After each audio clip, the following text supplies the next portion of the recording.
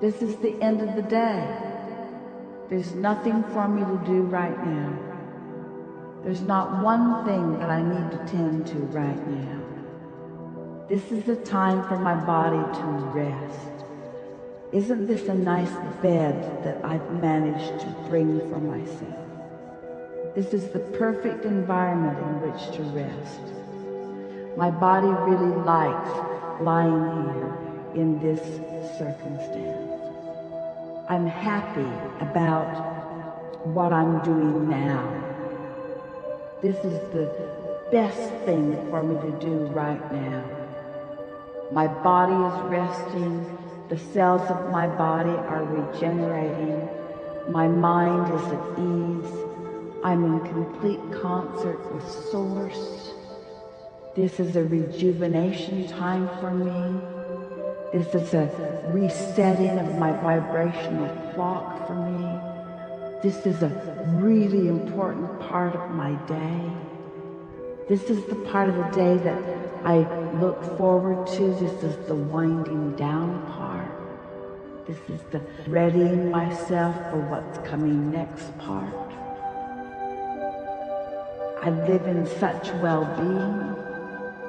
My physical body is so benefited by this segment of my day. I love my mind. I love its responsiveness. I love how easy it is to focus. I love how I can focus generally or specifically. This is the time for general focus.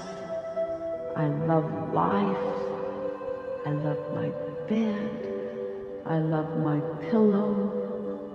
I love this moment.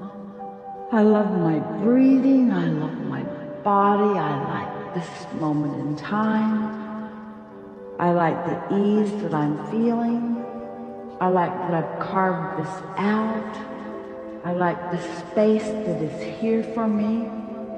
I like our lifestyle.